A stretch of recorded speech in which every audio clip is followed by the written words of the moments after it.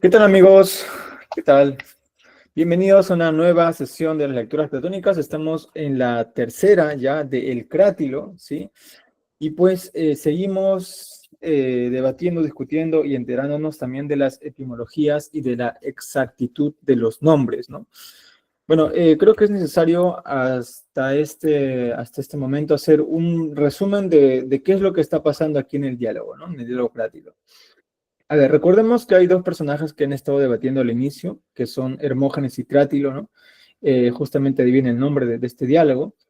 Y Crátilo, que es un partidario, o según la tradición, es un seguidor de las teorías de Heráclito, pues sostiene que los nombres son puestos de forma natural, mientras que Hermógenes dice que no, que son convenciones.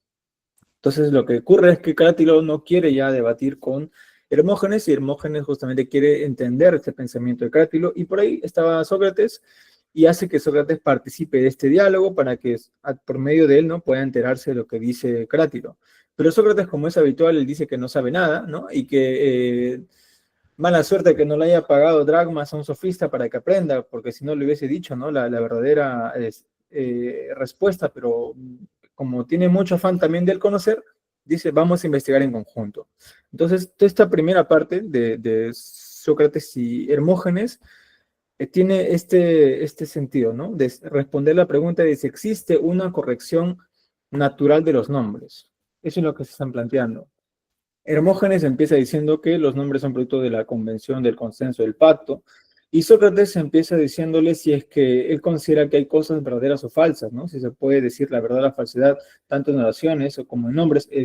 Bueno, Hermógenes dice que sí.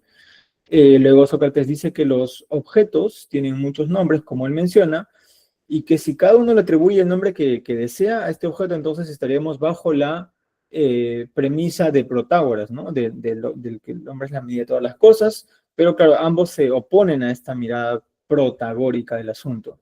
Entonces, llegan a una primera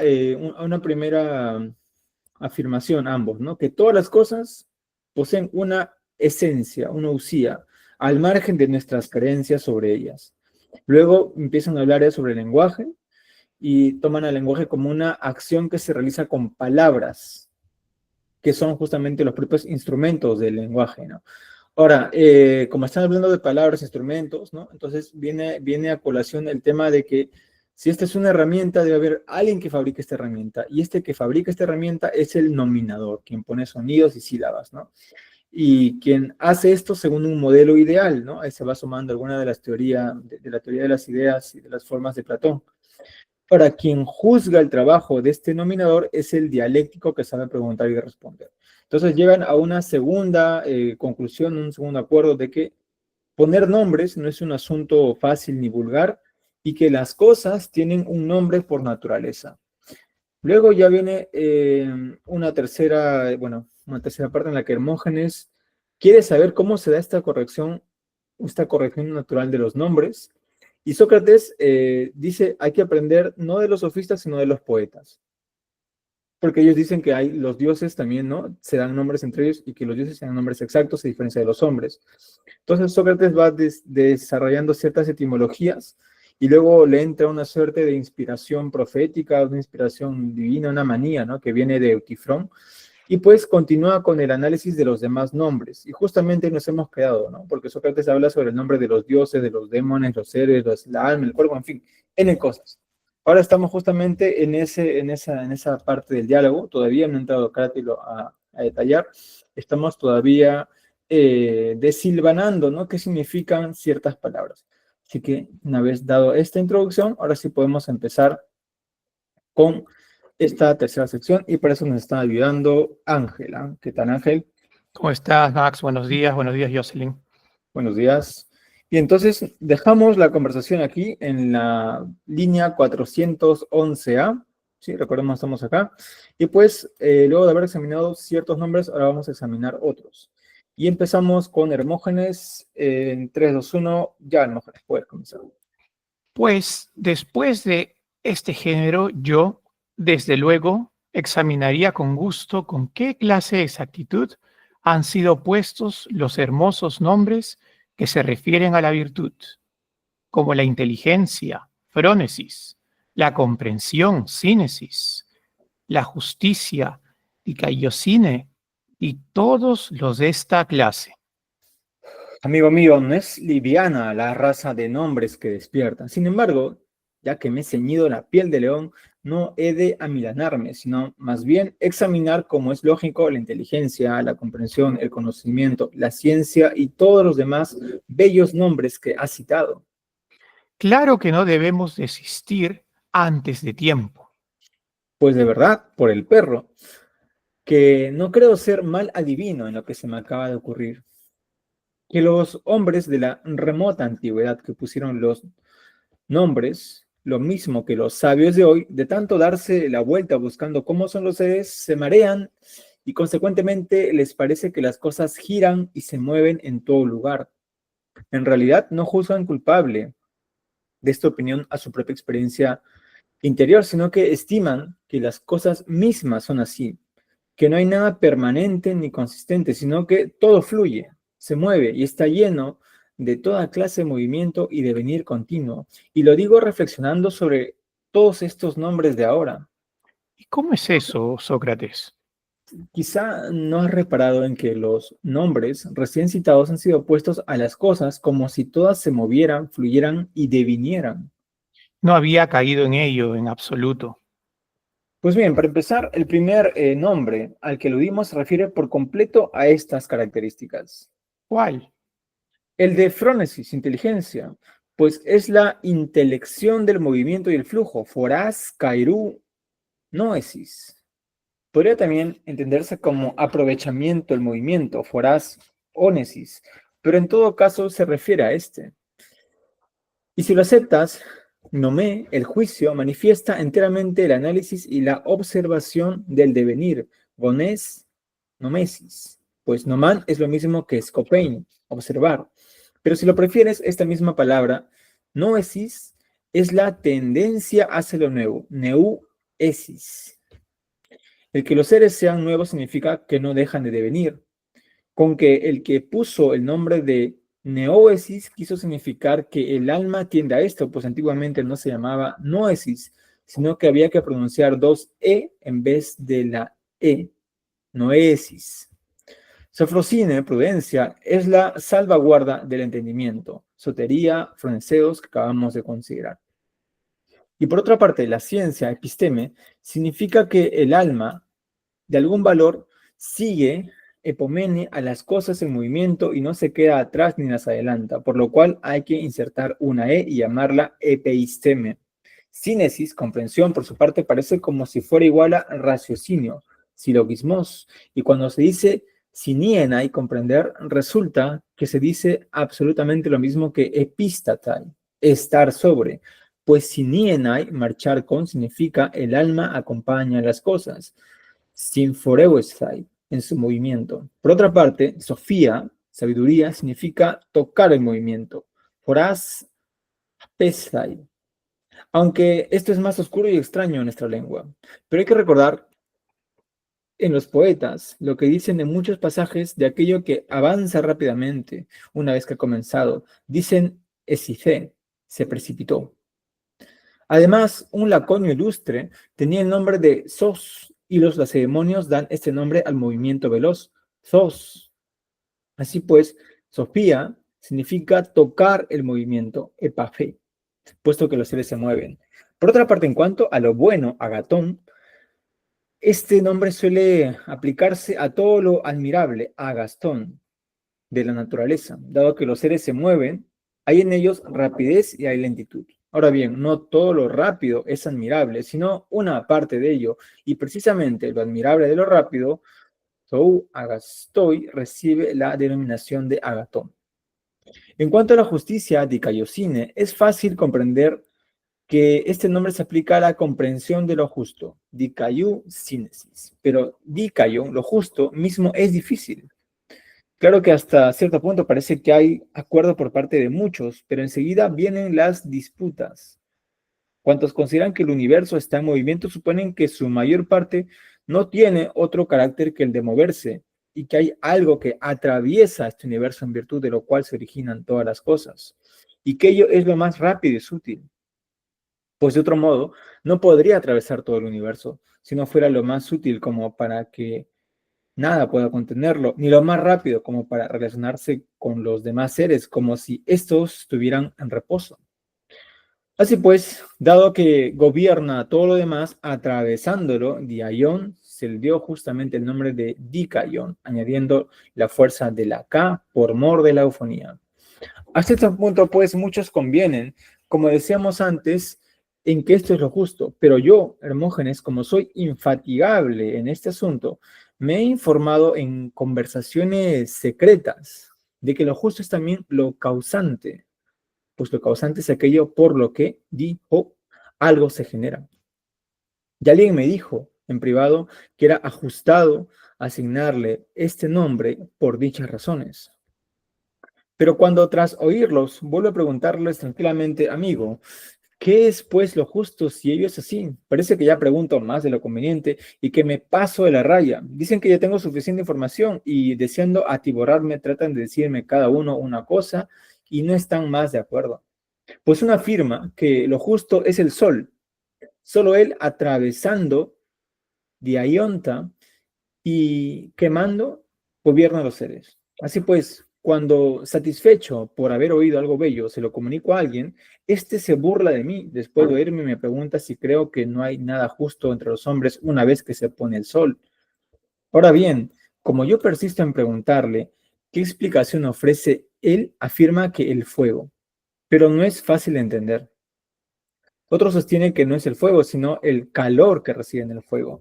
Otro dice, burlándose de todo esto, y que lo justo es lo que dice Anaxágoras, el nous, la razón, pues esta es autónoma sin mezclarse con nada. Gobierna todas las cosas atravesándola. En este punto, amigo mío, ya me encuentro en mayores apuros que antes de tratar de saber qué cosa es lo justo. Ahora bien, al menos el nombre, cosa por la que andábamos investigando, es claro que lo tiene por estas razones. Parece, Sócrates, que esto se lo tienes oído a alguien y que no estás improvisando, ¿Y lo demás qué? en absoluto. Escucha entonces, pues quizá podría mentirte también en lo demás diciendo que lo expongo sin haberlo oído. Después de la justicia, ¿qué nos queda? La valentía. Andrea, la valentía no la hemos tocado, creo yo. Pues bien, es evidente que la injusticia adiquía es verdaderamente un obstáculo a lo que atraviesa y la valentía apunta a ello en la idea de que ha recibido su nombre en la lucha, aunque en realidad, si es que ésta fluye, la lucha no es sino el flujo en sentido contrario. Si se suprime, pues, la D de Andrea, el nombre Angreia pone en manifiesto por sí solo esta actividad. Claro que Andrea no es un flujo contrario a todo flujo, sino al que fluye contra lo justo. En caso contrario, no se elogiaría la valentía. También lo masculino, arren, y varón, aner, se refieren a algo parecido, a la corriente hacia atrás, anorroe, mientras que la mujer guiné me parece que tiene que ver con generación, goné, lo femenino, celí, parece que ha recibido su nombre a partir de la mama, celé. Y esta no será así Hermógenes porque hace crecer de Selenite, como sucede con las plantas de regadío. Sí que lo parece, Sócrates. Es más, el mismo verbo salen, brotar, me parece que representa el crecimiento de los jóvenes, porque se produce rápida y repentinamente, lo cual, por consiguiente, ha imitado con el nombre adaptándolo a partir de Fein, correr, y Alestai, saltar. Pero ¿no estás viendo que me salgo de la carrera, por así decirlo, cuando alcanzo terreno llano y nos quedan aún numerosos temas que parecen importantes? Dices verdad. Uno al menos es ver qué quiere decir la palabra gegné, arte. Desde luego. ¿No significa esta palabra posesión de razón, existnu? Si le quitamos la T, introducimos la O entre la G y la N entre la N y la E. Muy forzado es esto, Sócrates. Bendito Hermógenes, ¿no sabes que los primeros nombres que pusieron están ya sepultados, merced a la ornamentación y al tiempo, por los que quieren vestirlos de tragedia, añadiendo y quitando letras por eufonía, retorciéndolos por todas partes? Porque ¿no te parece extraña la introducción de la R en la palabra catoprom, espejo? Pues tal es, creo yo, lo que hacen quienes no se ocupan de la verdad y sí de hacer figuras con la boca, hasta el punto de que a costa de introducir numerosas adiciones terminan por conseguir que nadie comprenda lo que significa el nombre. Así, por ejemplo, a la esfinge la llaman sphinx en vez de sphinx, etc. Así es, Sócrates. Y si una vez más me permite introducir y suprimir lo que uno quiera en los nombres, será muy fácil adaptar cualquier nombre a cualquier cosa. Cierto. Y muy cierto, de verdad. Pero tú, mi sabio árbitro, debes, creo yo, vigilar lo que es comedido y razonable. Me gustaría. También a mí, Hermógenes, pero no seas excesivamente riguroso, amigo mío. No vayas a quitar de mis miembros la fuerza, pues ya me encamino a la cumbre de lo que tengo dicho, cuando hayamos examinado Mejané, artificio, después de Tecné. Uf. Bien, pues, bastantes etimologías.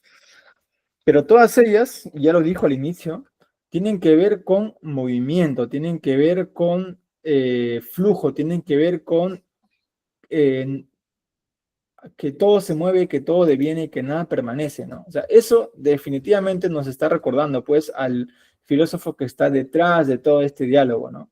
Sí, que es justamente, y aquí Natalie dio una exposición sobre él, ¿verdad, Natalie? Es Heráclito, ¿sí? Heráclito está de telón de fondo aquí. Todos estos nombres hacen referencia justamente al movimiento, como les dije, ¿no? Es más, el mismo Platón dice acá, todo fluye, dice, ¿no? Todo fluye, el famoso Pantarrey, ¿no? Sí, entonces, teniendo como base la filosofía heraclitiana, se están analizando los nombres. Entonces, todos los nombres que den paso al movimiento van a ser nombres agradables, nombres buenos, y todos los nombres que impidan el movimiento, el devenir, el flujo, van a ser nombres que son todo lo contrario, ¿no? Que son nombres malignos, nombres incorrectos, no incorrectos, quizás malos, para ponerlo así de forma muy simple, ¿no? Por ejemplo, ¿no? Se habla de la frónesis. Frónesis, ¿qué es? Intelección del movimiento y el flujo, dice. Nomé, observación del devenir. Episteme, que el alma sigue las cosas del movimiento. Sínesis, ¿no? Que el alma acompaña las cosas. Sofía, que toca el movimiento, etcétera, etcétera, etcétera. Pero donde se detiene acá, y esto es muy importante señalar, es en el término dikaiosine, ¿no? Y diké, es decir, lo justo. Y acá también tengo unas cuantas preguntas que hacerle, ¿no? ¿Por qué Platón se detiene en el término de lo justo, ¿no? Bueno, esto ya lo vamos a ver con más detalle cuando veamos su República, pero para él el tema de la justicia y lo justo es esencial. Recuerden que Platón va a proponer, ¿no? Una salida política y religiosa a la crisis de su época. Entonces, para él es muy importante saber qué es lo justo. Es de suma importancia, más allá del juego que está haciendo, acá se toma un poco en serio el asunto porque se demora mucho en decirlo, ¿no?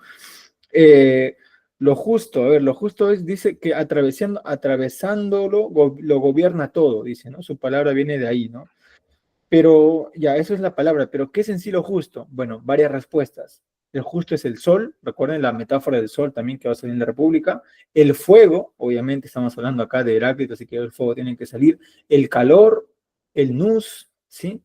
Pero ninguna de estas respuestas logra satisfacer a Sócrates, que dice, vamos a dejar este asunto, ¿no? Porque al final no comprendo bien, ¿no? Él dice, no comprendo bien, yo me he informado incluso en conversaciones secretas, pero este asunto no lo tengo claro. Claro, no lo tiene claro todavía, ¿no? Cuando ya llegue a sus textos de madurez y políticos, ahí sí va a definir qué es lo justo, ¿no? Luego se detiene también la palabra valentía, ¿no? Que es Andreia, que es luchar contra una corriente que viene. Lo masculino, ¿no? Que es el anera ren. Y luego viene una reflexión sobre la mujer, ¿no? Bastante pequeñita, sí, la mujer. Acá se los pongo para que lo vean, lo cual es correcto, ¿ah? Acá esta es una etimología bueno, no inventada, no salida de la fantasía de Platón, sino sí es una etimología, podemos decir, ¿no? Científicamente, etimológicamente correcta, ¿no? Que Guiné, sea mujer, Guiné, tiene que ver con Goné, con generación, ¿no? Y esto, claro, porque en toda cultura, pues, la mujer ha sido la que ha generado, ella genera vida, ¿no?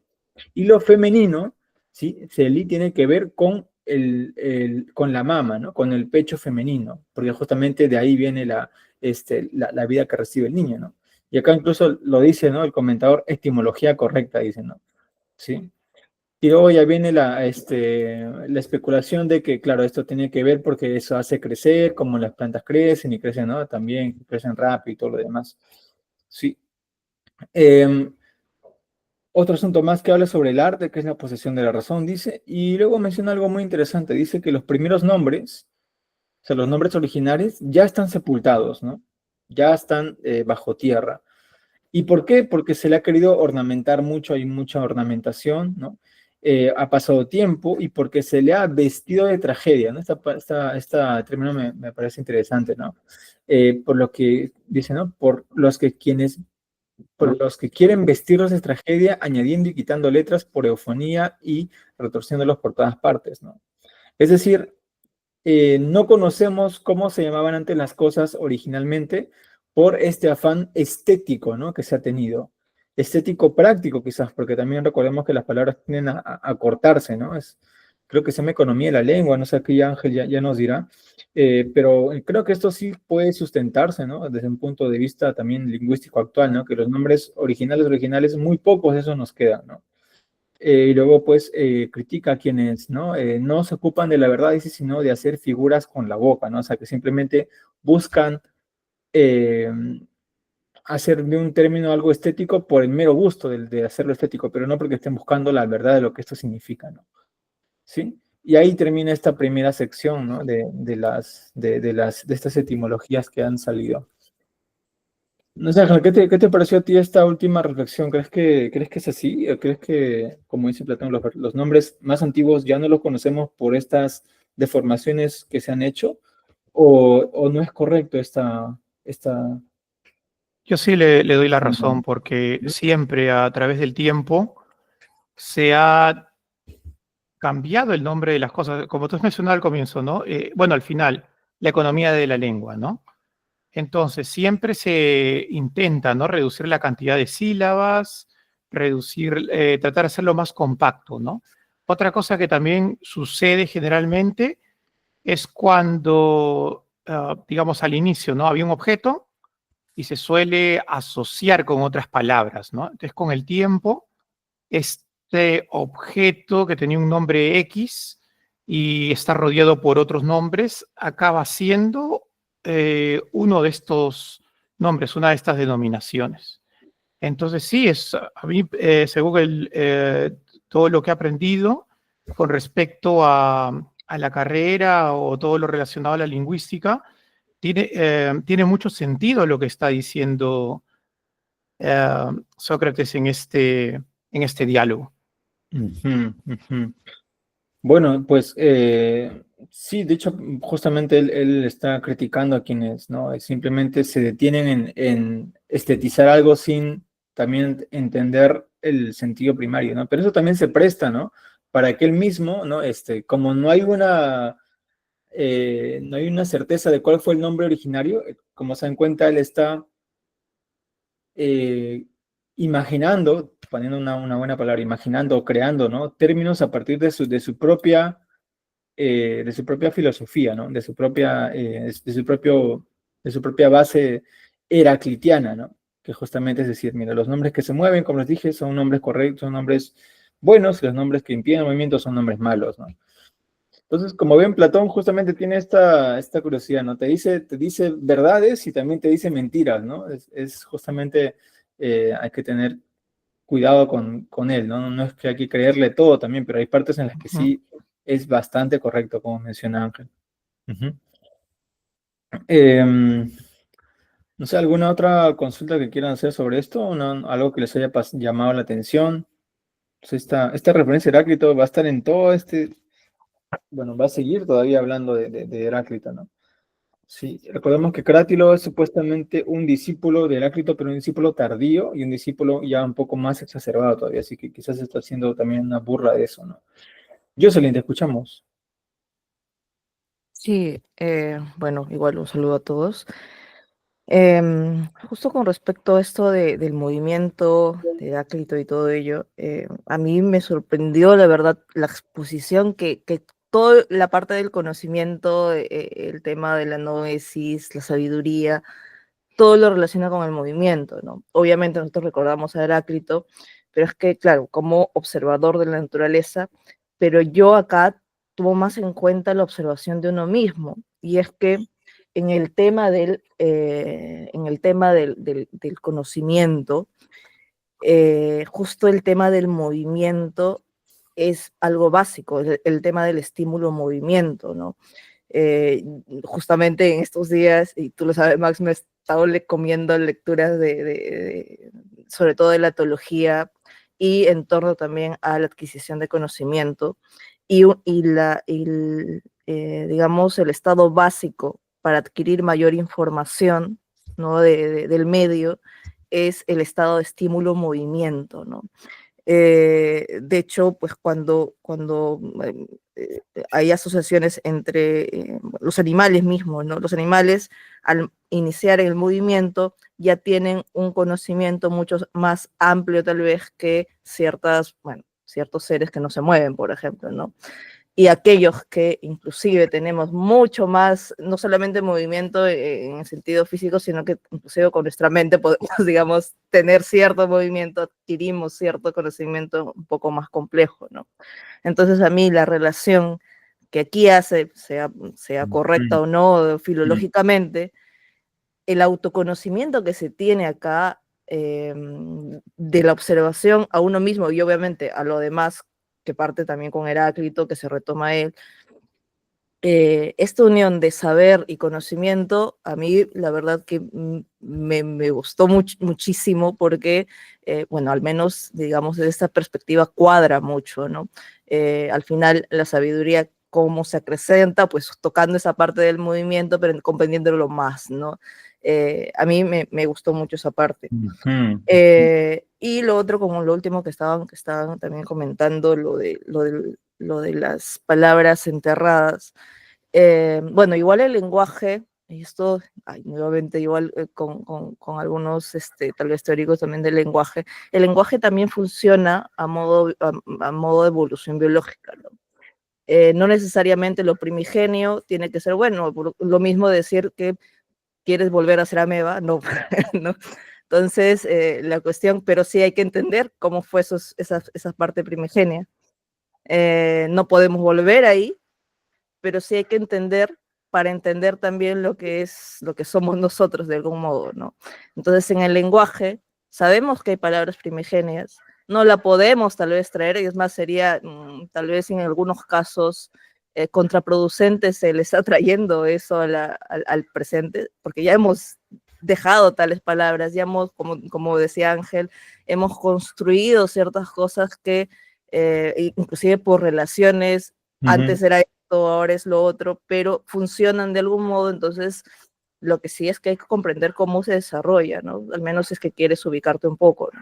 Entonces no Ujú. necesariamente es el problema el que lo hayamos enterrado, ¿no? Es que sí se da.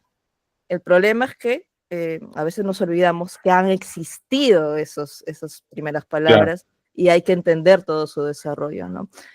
Bueno, estos son dos comentarios que me venían tanto del movimiento como de estas palabras primarias en todo caso. Gracias. Ujú. No, interesante esta postura que mencionas de la teología, no la conocía, la verdad, pero sí tiene mucho sentido, ¿no? Claro, movimientos nos dan mucha información, claro, justamente, ¿no? Si dices ahora que esto ya está planteado de forma incluso científica ya por los grandes etólogos que ha habido, pues sí, ¿no? Se ajustaría bastante, ¿no? Y de hecho, claro, entonces no, es Heráclito en verdad el que está detrás de todo esto, así que es Heráclito, ¿no? Que justamente recordarás también, Heráclito es un continuador de los milesios, pues, ¿no? Heráclito es un físico también. Eh, él conoce a Tales, Anaximandro, conoce a los filósofos de Mileto que justamente han estudiado la naturaleza, ¿no? Entonces, claro, que en la naturaleza hay movimiento, pues, ¿sí? Hay devenir, hay cambio, hay flujo, ¿no? Ahora, esto claro, se junta con la idea de que los nombres son puestos según la percepción de ese flujo, de ese movimiento que está en la naturaleza.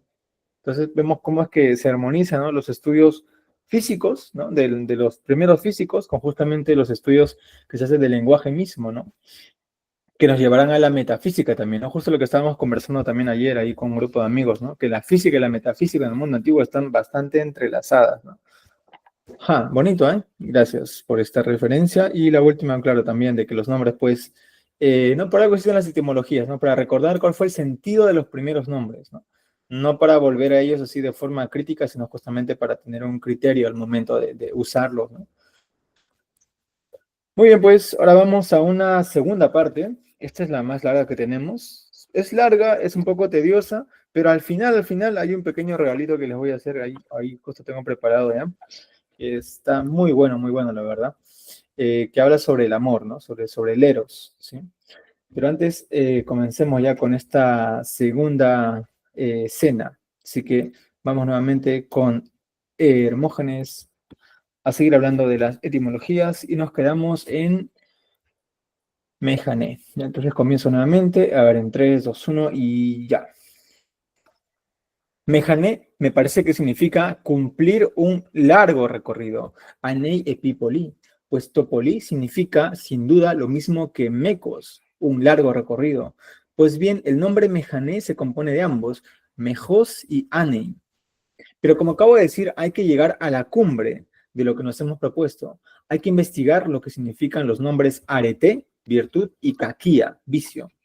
Pues bien, uno no lo veo claro, pero el otro me parece evidente, pues está en consonancia con todo lo anterior. Como las cosas están en movimiento, todo lo que se mueve mal, cacoción, será caquía. Y cuando el moverse mal hacia las cosas sucede en el alma, sobre todo entonces recibe la denominación general de vicio. Pero qué cosa sea el moverse mal, creo que está claro también en la cobardía de Ilía, nombre que aún no hemos tocado sino ha pasado por alto, aunque debiéramos haberlo examinado después de la valentía. Pero para mí que hemos pasado por alto muchas otras cosas. La cobardía en suma significa una traba poderosa del alma, pues lián significa fuerza de alguna manera. Con que la cobardía sería la traba excesiva y enorme del alma, desmos lián.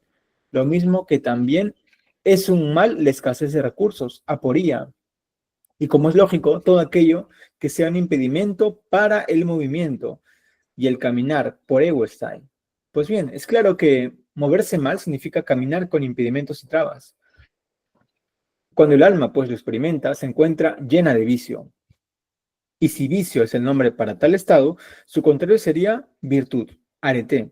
Y significa, en primer término, abundancia de recursos. Y después, que el flujo del alma buena está siempre en libertad.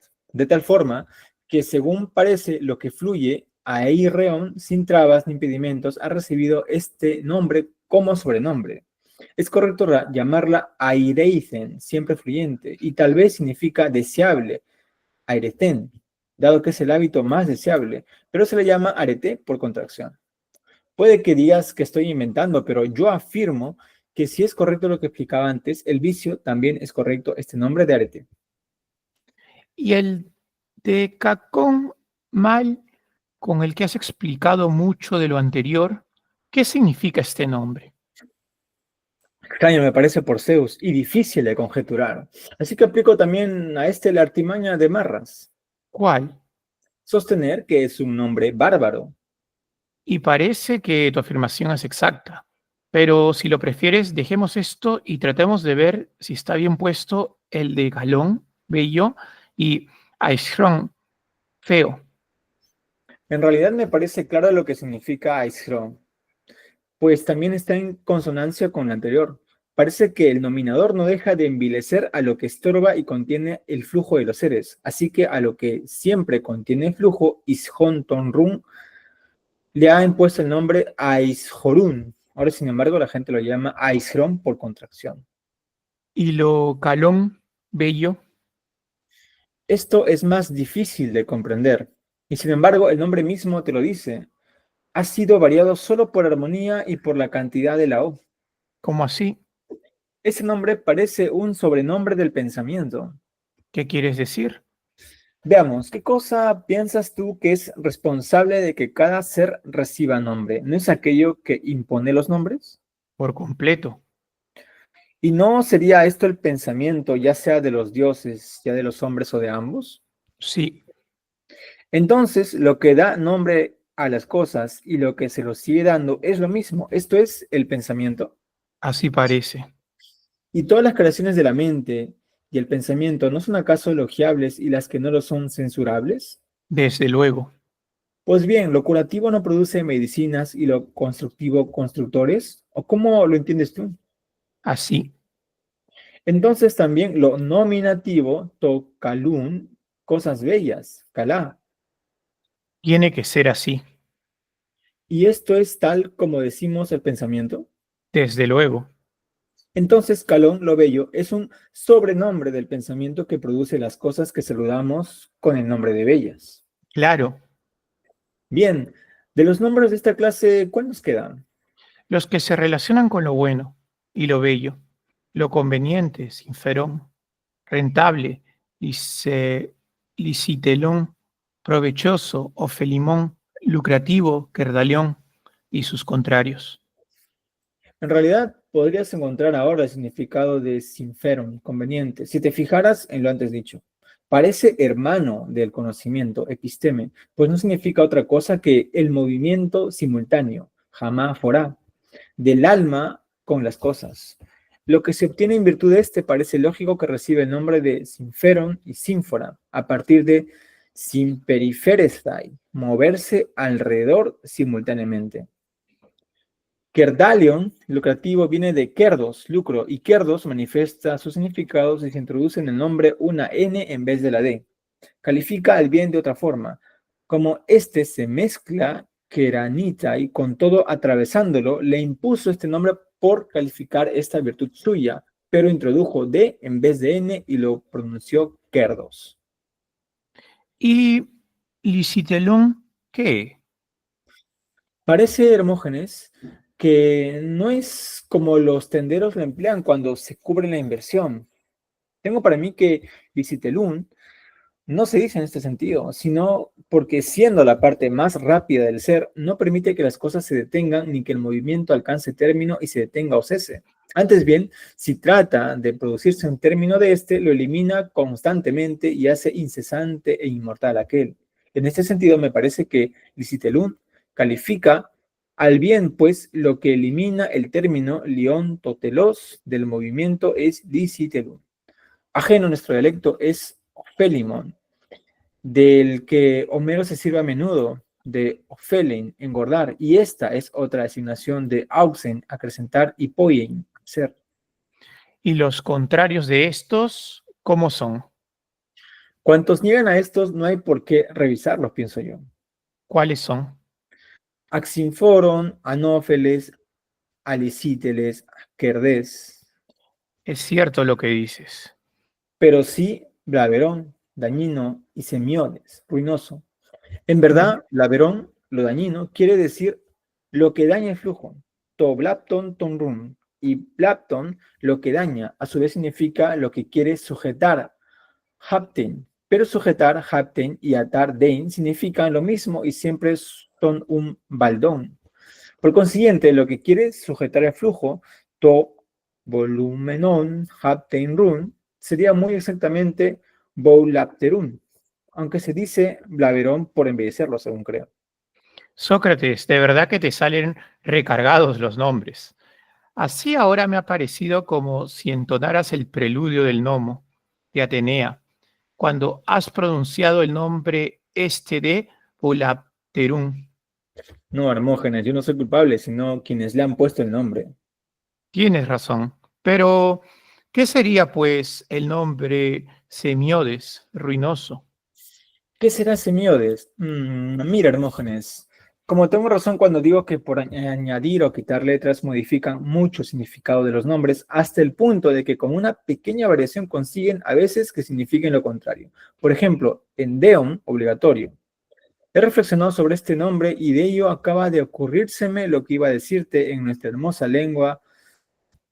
De hoy ha retorcido los nombres Deon y Semiodes hasta hacerlo significar lo contrario. Ha borrado lo que significan, mientras que la antigua lo muestra a las claras. ¿Qué quieres decir? Te diré, Ya sabes que nuestros antepasados empleaban mucho la I y la D, y sobre todo las mujeres, que son precisamente las que conservan la lengua primitiva. Ahora, sin embargo, en vez de I emplean EI o E, como si en verdad fueran más magnificentes. ¿Cómo es eso? Por ejemplo, los más antiguos llamaban Jimerán al día y otros Gemeran. Los de ahora, sin embargo, Gemerán. Así es. ¿Y no sabes que solo este nombre arcaico manifiesta la intención del que lo puso? En efecto, como la luz nacía de la oscuridad, con la complacencia y deseo, Jimerusin de los hombres le dieron el nombre de Jimerán. Claro. Ahora, sin embargo, no reconocerías lo que significa gemera de inflado que está. Con todo, algunos estiman que ha recibido este nombre porque en verdad el día gemera civiliza, gemera poyei. Me parece bien. También sabes que al yugo, Sigón, los antiguos lo llamaban duogón. Desde luego. Y sin embargo, Sigón nada pone en claro, mientras que duogón es un nombre justo en virtud de la unión de una yunta, duoin, con vistas al arrastre, a agogen. Hoy se dice Sigón, y en muchos otros casos sucede lo mismo. Eh, claro. Pues bien, según esto, para empezar, lo que se llama deon obligatorio significa lo contrario de los nombres que se relacionan con el bien. Lo obligatorio es una forma de bien y se manifiesta como una atadura, desmos e impedimento del movimiento, como si fuera hermano de lo dañino. Y bien que lo parece, Sócrates. Pero no. Si nos servimos de su nombre arcaico, el cual es mucho más probable que esté mejor puesto que el de ahora, será acorde con los bienes antes aludidos y en vez de la E le devuelves la I, como antiguamente en efecto era dion, lo que atraviesa, y no deon. Esto significa el bien y esto ya es un elogio. De esta forma, el que pone los nombres no se contradice, sino que tanto Deon como Félimon, Licitelún, Kerdalion, Agazón, Sinferon y Euporon significan lo mismo, designan con nombres distintos a lo que ordena, Diacosmon, y se mueve, Ion, y es elogiado en todas partes, mientras que lo contiene y ata mientras que lo que contiene yata recibe censuras. De otra parte, semiodes, si le devuelves la D en vez de la Z, de acuerdo con la lengua arcaica, se te revelará como el nombre impuesto a lo que permite el movimiento, dounti toion bajo la forma de miodes. Y hedone, placer, hipe, dolor, episimia, apetito y otros semejantes, Sócrates.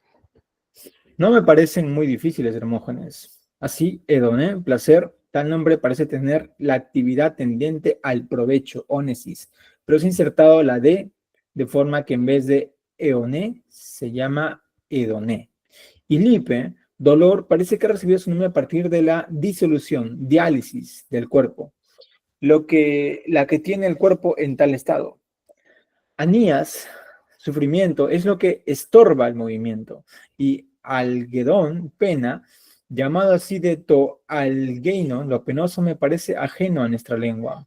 Odine, aflicción, me parece que tiene este nombre a partir de la penetración índicis del dolor. Accedon, pesar, es claro para todo el mundo que es nombre figurado del peso del movimiento. Jará, alegría, parece que ha sido llamada así por la efusión, diágesis y facilidad del flujo, roé del alma.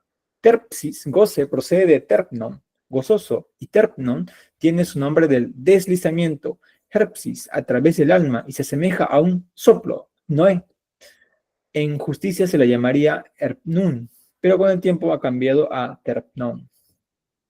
Eufrosine, bienestar, no necesita explicación. Es claro para todos que ha tomado este nombre en justicia de euferosine, aunque lo llamamos eufrosine, del hecho de que el alma se mueve bien acorde con las cosas. Eusinferestai. Tampoco es difícil epidemia, apetito. Es evidente que debe su nombre a la fuerza que se dirige al ánimo, epi, cimón y usan, y cimos tendría ese nombre del ardor y ebullición del alma.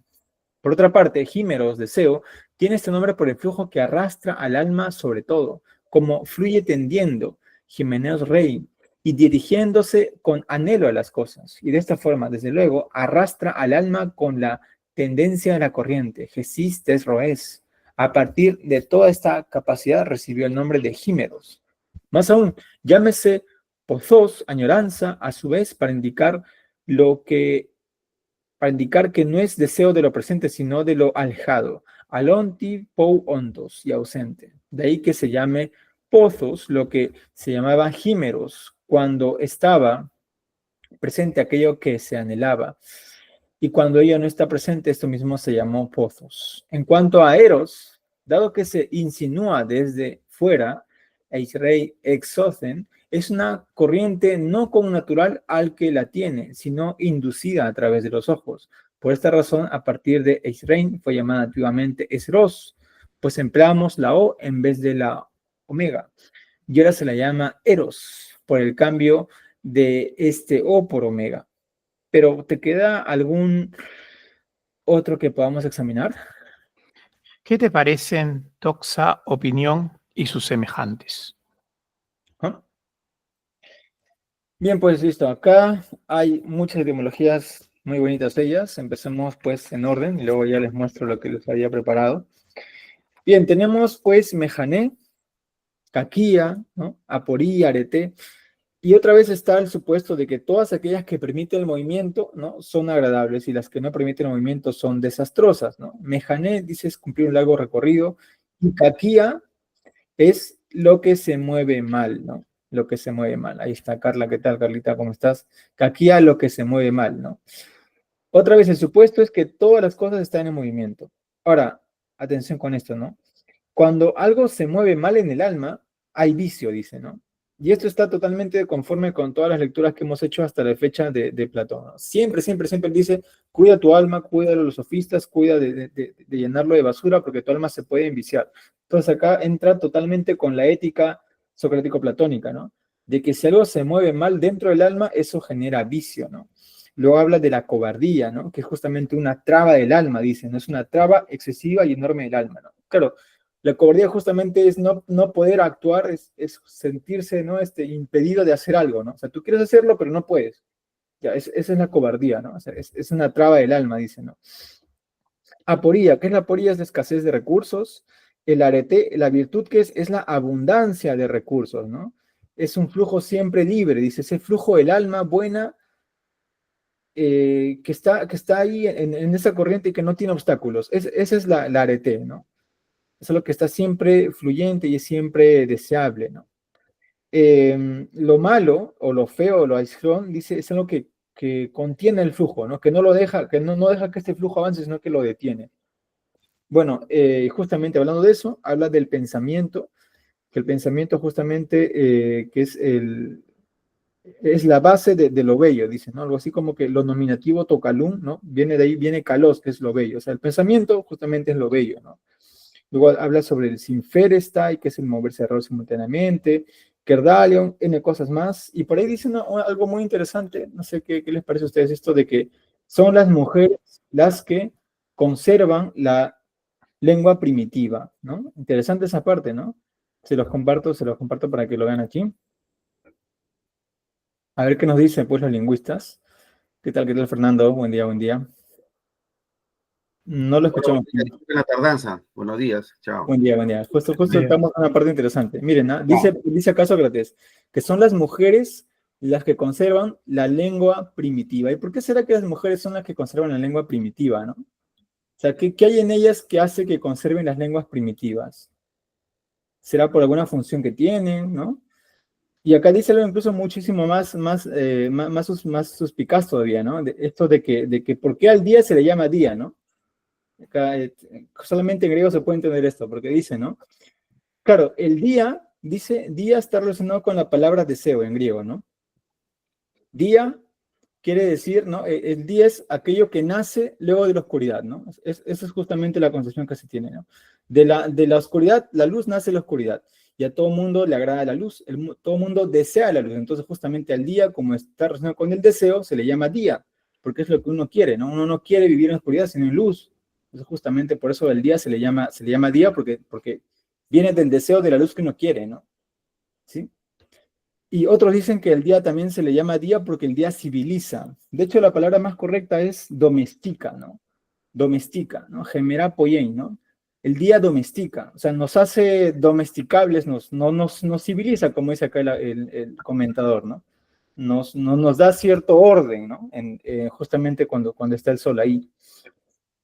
Ahora, viene luego la explicación, en fin, el análisis de la palabra obligación, ¿no? Y a simple vista la obligación parece, dice, ¿no? Parece algo así como una atadura, como un impedimento del movimiento.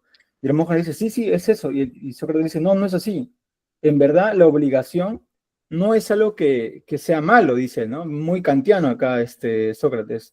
No es algo que sea dañoso, sino que más bien es algo que ordena, dice acá, es algo que ordena y se mueve, ¿no?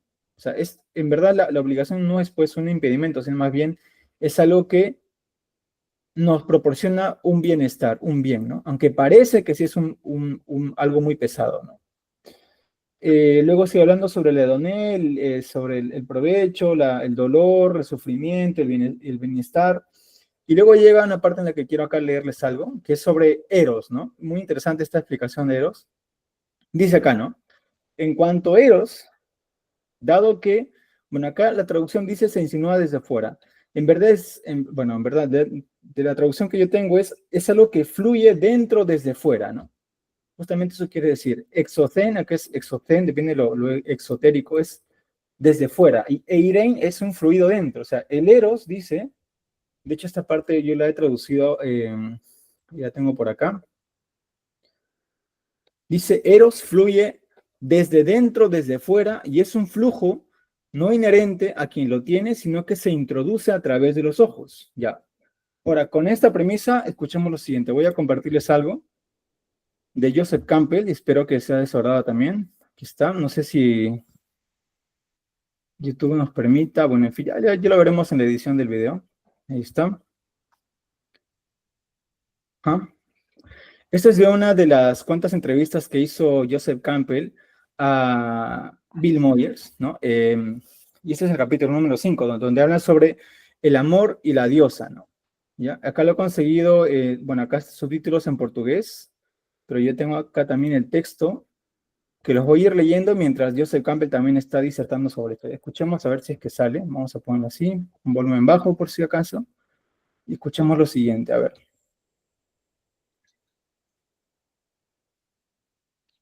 No sé si el audio se está compartiendo, ojalá que sí. ¿Se está escuchando? No. No, no, ya, entonces déjame nuevamente compartirlo para que salga bien. A ver.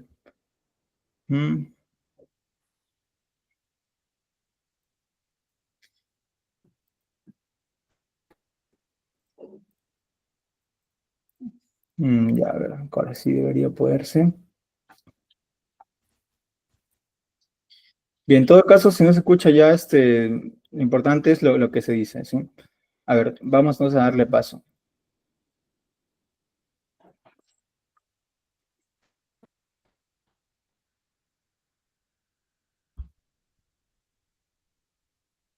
Por los ojos del amor, ya. Por los ojos el amor llega al corazón, pues los ojos son la avanzada del corazón. Los ojos intentan que el corazón le guste poseer. Y se adelantan en reconocimiento buscando lo que le gustaría tener al corazón.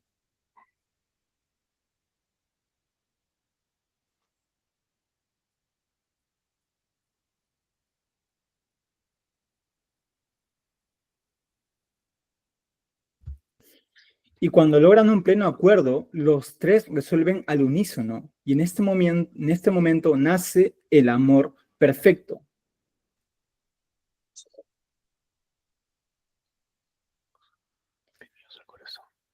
Por lo que los ojos han traído al corazón. Ya, y acá vamos terminando. Esta parte es bastante bonita. Sigamos escuchando.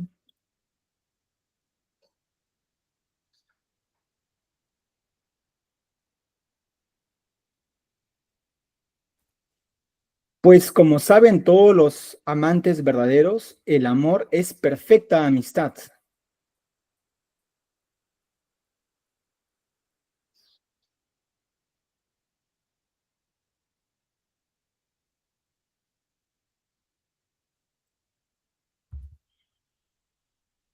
que nace sin duda del corazón y los ojos, ¿sí? O sea, esta premisa de que el amor entra a nosotros por medio de la mirada, por medio de la vista, ha sido recuperada por el mundo medieval de una forma que solamente podemos imaginar. Es un tópico constante esto de que el amor entra, el eros entra por medio de la mirada. O sea, es algo que se dice muchas veces, y acá les paso el poema, este es el poema del cual sale, ¿sí? Es de Guirao de Borneo, miren el ciclo 12, ¿no? Ciclo 12, por ahí, 12.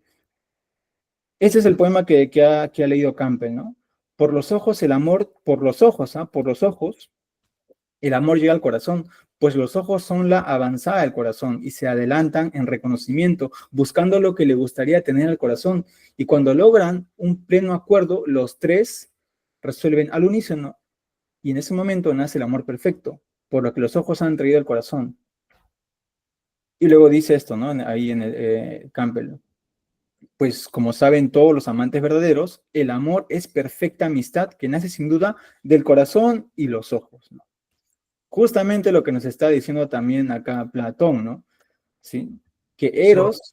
Pero Max, termina de leer todo el poema, léelo completo. Todo el poema, ya, bueno, Claro, léelo completo, pues. A pie de Fernando leemos todo el poema. Estaba leyendo lo que decía Campbell, ya, si voy a leer todo el poema entonces. Claro. Es un poema medieval que es bellísimo, del cual que con los trovadores nace justamente esta idea del amor romántico, ¿no? Bien, entonces leamos todo el poema a pedido de Fernando. Dice: por los ojos el amor llega al corazón, pues los ojos son la avanzada del corazón y se adelantan en reconocimiento, buscando lo que le gustaría tener al corazón. Y cuando logran un pleno acuerdo, los tres resuelven al unísono. Y en ese momento nace el amor perfecto, por lo que los ojos han traído al corazón. Solo así puede el amor nacer o comenzar, por este nacimiento e inicio movido por la inclinación. Por la gracia y por las órdenes de estos tres y por su placer nace el amor, cuya bella esperanza reconforta a sus amigos, pues como saben todos los amantes verdaderos, el amor es perfecta amistad que nace sin duda del corazón y los ojos. Los ojos lo hacen florecer y el corazón lo madura. El amor es el fruto de esa semilla. Gracias. Entonces, pues, vemos pues que esto que Platón lo dice así como que de pasadita, ¿no? Ahí no sé si es total. Justamente la tradición medieval, ¿no? Con los trovadores y de ahí todo ese ciclo 12, 13, ¿no? Tenemos Tristán y Isolda, tenemos muchísimos cuentos también, ¿no? Del caballero y tal. Justamente es eso, ¿no? Es por haberles entrados a ellos el amor, que a veces es una locura incluso de amor, por medio de la mirada, ¿no? Por medio de la mirada, por medio del omazón, como se dice en griego, ¿no? Por medio de la vista, ¿no? Sí, entonces parece que las culturas se han puesto de acuerdo. No sé qué pensarán ustedes que se han enamorado alguna vez, ¿no? Que justamente el amor entra por medio de la mirada, ¿no? ¿Sí? Por medio de los ojos, pues, ¿no? Que están conectados de una forma con el corazón, ¿sí? No sé qué les parece. A ver, acá las chicas quieren participar. Jocelyn, te escuchamos.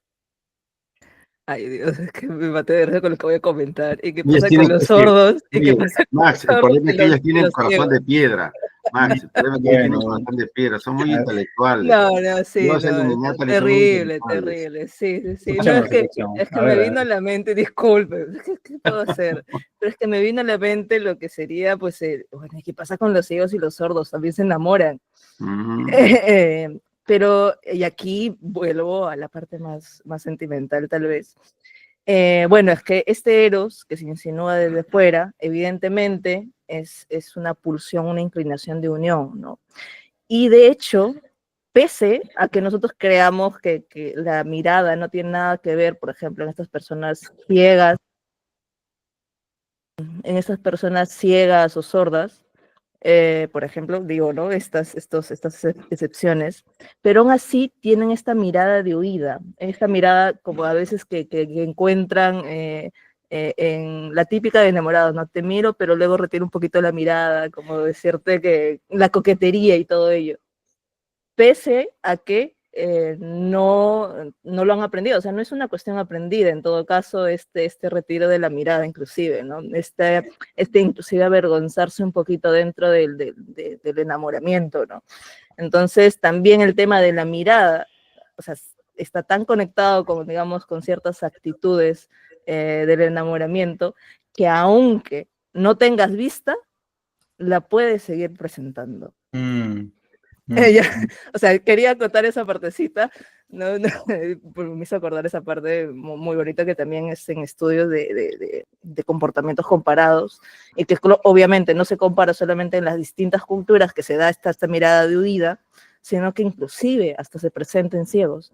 O sea, es muy bonito la referencia que has hecho de todas maneras.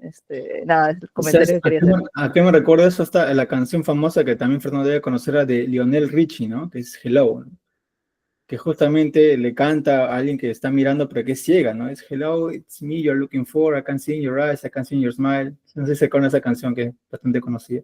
Justamente también tiene que ver con eso, ¿no? Con ese amor que hay, que justamente de alguna forma está conectada con la mirada, ¿no? Porque los ojos son, como también decían los medievales, las ventanas del alma, ¿sí?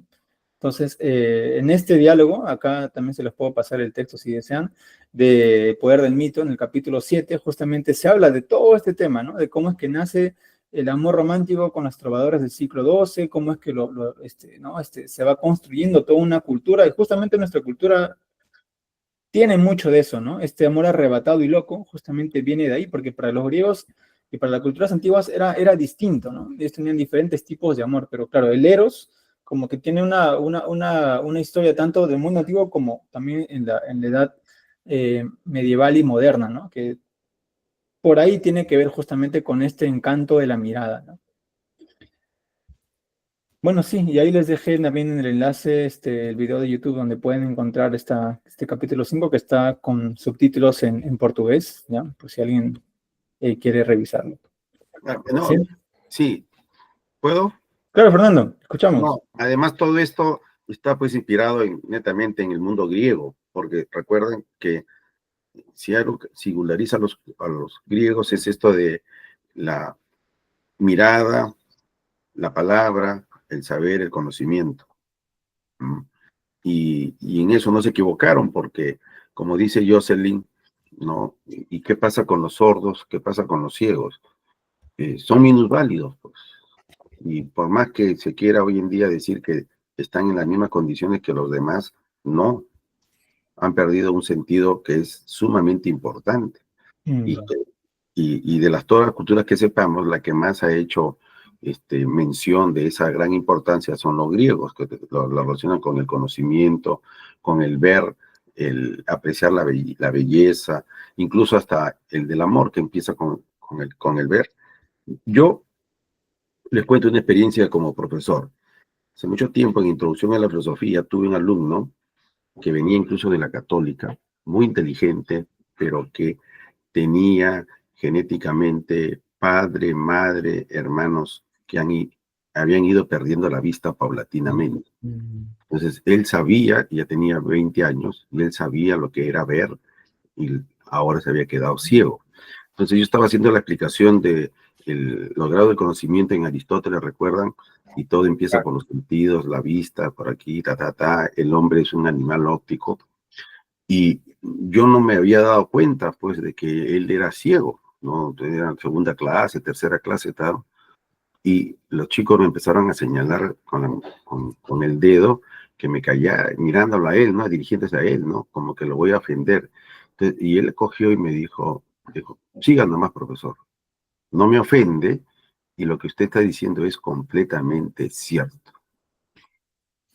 Soy en desventaja con respecto a los demás porque no tengo la vista. Es lo que significa tenerla, porque yo la he perdido, y ahí contó su historia. Pues. Incluso se atrevió a decir, mis padres nunca debieron engendrarme ni a mí ni a mis hermanos, porque todos éramos 3 o 4, todos tenemos el mismo paradero. Unos más jóvenes que otros han ido perdiendo la vista. Mira, o sea, ahí tienes una confesión de alguien que lo ha vivido, que lo siente, ¿no? Porque una cosa es decirlo sin tener Claro. experiencia, ¿no? Y Fernando, curioso que entre los griegos, ¿no? Su más grande poeta era el ciego Homero, ¿no? Que ahí está es un juego, es la paradoja, porque quién sabe si lo fue, porque él pierde la vista para ver las cosas de este mundo, pero ve las cosas celestiales. Exacto, exacto. Se despierta la visión interior, ¿no? Claro. Justamente el ciego, el sabio ciego, que también el que compone el Gita o quien la canta también justamente es un ciego, o sea, es un viejo ciego que justamente como está ciego tiene más conexión con lo que está dentro y la mirada interna, ¿no? Claro. Resplandece, ¿no? Quién sabe si ha sido un juego más. Llamarse, llamarse ciego para los hombres, pero en realidad él puede ver más allá de lo que los comunes y corrientes no ven. Exacto, exacto, sí. Pero igual siempre está ese valor de la mirada, el valor de los ojos, ¿no? Claro, por Porque supuesto. como usted dice, los griegos cuando dicen, ¿no? Cuando dicen que he soñado, dicen he visto un sueño. O sea, ellos ven sueños, ¿no? Y es más, en griego, un griego cuando dice he visto significa yo sé, ¿no? O sea, yo conozco, es decir, yo he visto. O sea, son sinónimos las palabras, ¿no? Ver y conocer es prácticamente lo mismo para ellos. Es una cultura que tiene mucho valor, justamente, mucho valor a la mirada, a los ojos, ¿no? Max, y antes que continúes, tu comentario, ¿por qué, dice Platón, sobre todo las mujeres son precisamente las que conservan la lengua primitiva? ¿Por qué? Es que, claro, su función, como ya vimos también en la sesión anterior, justamente antes de esta, es que ellas son las que engendran, ¿no? Ellas son las que dan vida, las que hacen crecer.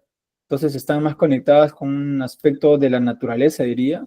Y claro, ellas también tienen bastante que ver con el logos, ¿no? O sea, están bien conectadas también con el hablar, ¿no? Hablan bastante también. Entonces, no me extrañaría que si están conectadas con justamente la naturaleza y también con el logos, pues de forma bastante orgánica, bastante natural, pues conserven los lenguajes antiguos, ¿no? O las palabras antiguas también.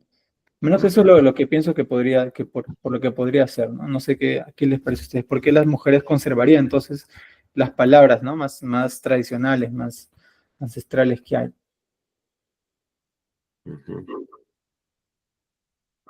Gracias. A ver, yo nuevamente, Jocelyn, te escuchamos, Jocelyn. A mí justo me escucha, ahora sí. Sí. Bueno, en ese aspecto, yo diría, pues, ¿quién te enseña? Bueno, normalmente, ¿quién te enseña a hablar? Claro, Claro, justamente.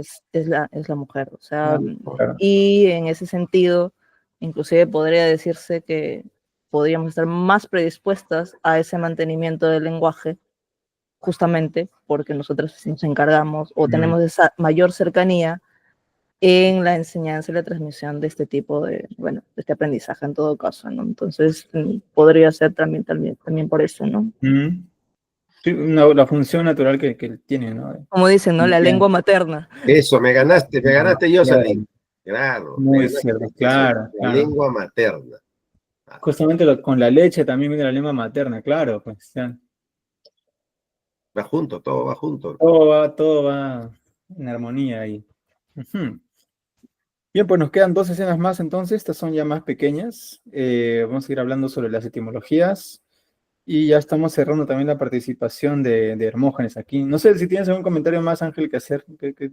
Pues Jocelyn me sacó las palabras de la boca, porque eso es lo También. que iba a decir, ¿no? Iba a inferir que era porque, claro, las mujeres son las que crían a los niños y por lo tanto, eso mismo, ¿no? Les enseñan a hablar y tienen que separar cada palabra digamos, inconscientemente hasta los fonemas más básicos. Claro, claro, pues. Bien, vamos entonces ahora a la tercera escena, esta más chiquita, como les dije. Vamos a hablar sobre doxa, sobre aletheia, sobre la verdad. Esta palabra es interesante también, cómo es que entiende la verdad. A ver, empecemos pues. Nuevamente Hermógenes empieza preguntando en 3, 2, 1 y ya. ¿Qué te parecen doxa, opinión y sus semejantes? Doxa, desde luego, ha recibido este nombre, o bien por la persecución, dioxis, que el alma recorre en su acechanza por su saber cómo son las cosas, o bien por el disparo del arco, toxu. Pero parece más bien esto último. Oiesis, creencia, ciertamente concuerda con ello, pues parece manifestar el caminar del alma hacia toda cosa, por ver cómo es cada uno de los seres. Lo mismo que también bulé, decisión, designa de alguna manera el disparo, volé. Y bulestai significa tender a Ephistetai, igual que Buleuestai, decidir.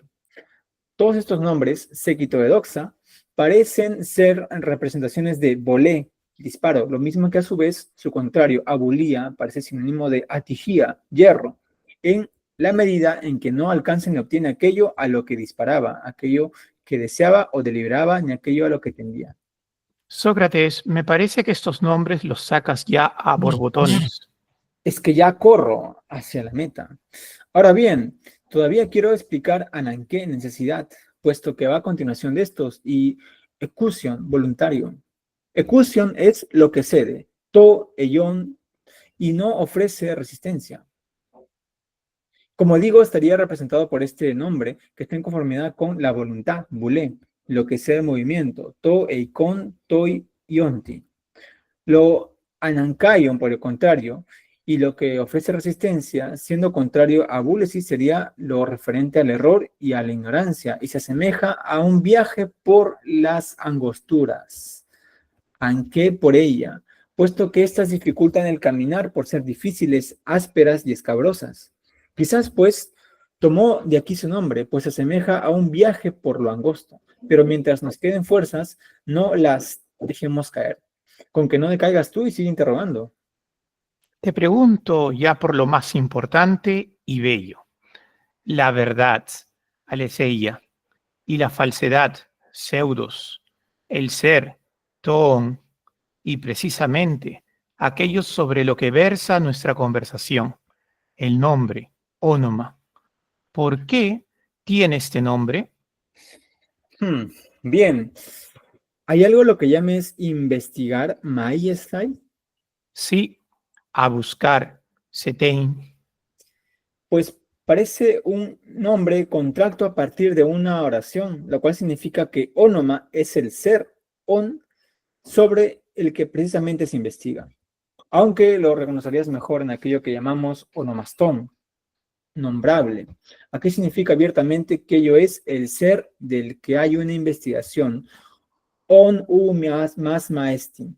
En cuanto a aletheia, ¿verdad?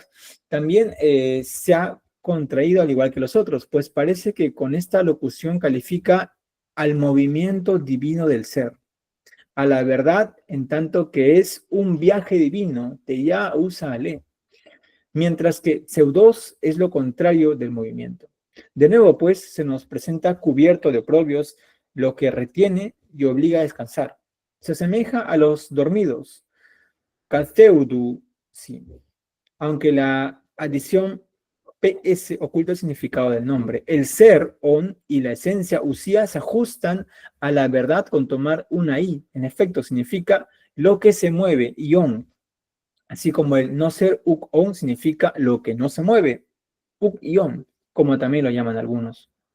Esto sí que me parece, Sócrates, que lo has destrozado como un hombre. Pero si alguien te preguntara en relación con ion, preón y doun, ¿cuál es la exactitud de estos nombres? ¿Qué le contestaríamos? ¿Quieres decir esto, no? Desde luego. Bueno, hace un momento hemos encontrado un medio de que pareciera que nuestra respuesta tenía algún valor. ¿Cuál? Decir que es extranjero aquello que desconocemos. Podría ser quizás que algunos de ellos lo sea en verdad, o podría ser que los nombres primitivos sean imposibles de investigar debido a su antigüedad. Y es que con tanto revolver los nombres, no sería extraño que nuestra antigua lengua, comparada con la de hoy, en nada difiera de una lengua bárbara. Desde luego que no dices nada fuera de propósito.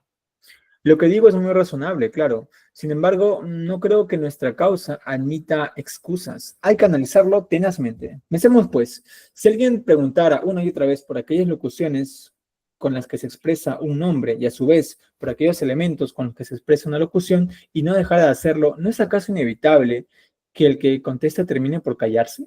Pienso que sí. Entonces, ¿cuándo será razonable que termine por callarse el que contesta? ¿No será cuando llegue a los nombres que son como los elementos primarios de las demás expresiones o nombres? Y es que estos, los que tienen tal condición, justo es que ya no parezcan componerse de otros nombres. Por ejemplo, decíamos hace un instante que Agatón se compone de Agastos y Zoón. Y quizá podríamos afirmar que Zoón se compone de otros y aquellos de otros, Pero cuando eventualmente lleguemos a lo que ya no se compone de otros nombres, podremos afirmar con razón que nos encontramos en el elemento primario y que ya no tenemos que referirlo a otros nombres. Para mí que tienes razón. ¿Acaso entonces precisamente estos nombres por los que me preguntaba son los nombres elementos? ¿Y hay que analizar ya su exactitud por algún otro medio? Es posible. Y muy posible, Hermógenes. Desde luego, parece que todos los anteriores se retrotraen a estos. Mas si ello es así, como a mí me parece, acompáñame en el análisis. No vaya yo a desvariar cuando exponga cuál tiene que ser la exactitud de los nombres primarios. Solo tienes que hablar, que yo compartiré tu análisis hasta el límite de mis fuerzas. Ajá. Y acá estamos llegando, pues, ya ¿no? al fondo del asunto. Estamos llegando ya a los nombres elementos, a los nombres primarios, ¿no? Pero antes de eso nos ha hablado de la doxa, que es persecución, dice, ¿no? Ónoma es el nombre, y el nombre, dice, es el ser sobre el que se investiga. Aletheia es el movimiento divino del ser o un viaje divino. El ser, acá mucha atención con esto porque esto es súper heraclitiano, ¿no? El ser es lo que se mueve y el no ser es lo que no se mueve, ¿no? O sea, esa es la metafísica que se saca de acá, ¿no? El ser lo que se mueve, el no ser lo que no se mueve. ¿Y qué hacemos con los nombres desconocidos? O son muy extranjeros o son muy primitivos, ¿sí? O sea, y en ambos casos ya son desconocidos para nosotros, porque si es extranjero no sabemos de esa lengua, y si es muy primitivo ya lo hemos olvidado por el paso del tiempo. Entonces, van a ir llegando a este embudo, ¿no? Donde al final van a tener elementos primarios, ¿no? Elementos primarios que los llaman nombres elementos, ¿no? Y eventualmente, de tanto preguntar, se va a llegar justamente a estos átomos, ¿no? Si quiero llamámoslo así, estos átomos lingüísticos, ¿no? Son átomos de lengua que ya no se puede dividir más. Simplemente se llega ahí porque ya es el bloque primario del cual está compuesto absolutamente todo, ¿no? Ahora, dentro de la lingüística, yo recuerdo que, claro, nuestras lenguas son producto de otras, ¿no? En combinación con muchas otras más, ¿no? El español, por ejemplo, ¿no? Las lenguas romances, ¿no? El latín, el griego. Pero sé que hay una teoría, no sé, Ángel, si me corregirá ahí, de que había una suerte de idioma, lenguaje, o quizás fragmentos de algo llamado lo proto-indoeuropeo, ¿no? O sea, que todas las lenguas son como una suerte de ramificaciones de un gran tronco, de un gran árbol, ¿no? Y que justamente es eso que los unificó hace muchísimo tiempo atrás, que ya se ha perdido incluso el rastro, algo así como algo que tanto compartía Europa como la India, pero se llama proto-indoeuropeo, ¿no? Y Tienes razón. justamente hay algunos elementos que sí se pueden encontrar, ¿no? Por ejemplo, el TH, ¿no? El TH, cuando se pronuncia junto, me decía mi profesora de griego que hace referencia a algo que está puesto de pie. O sea, todo lo que tiene TH es algo que está así, que está puesto de forma vertical. Y eso se encuentra en todas las lenguas protoindoeuropeas, ¿no? El estante, por ejemplo, no, perdón, era el ST, no el TH, el ST, ¿no? El ST, estante, tesis, todo lo que sea ST, lo que tenga ST es justamente lo que está de pie, ¿no? Pero no sé hasta qué punto ha llegado el análisis ahí, Ángel, tú sabrás más sobre esto de lo protoindoeuropeo. ¿Sigue siendo una hipótesis o en efecto sí existió algo así como una lengua muy primitiva, como una lengua dánica, algo así, ¿no? Que compartía al menos un sector grande de la humanidad?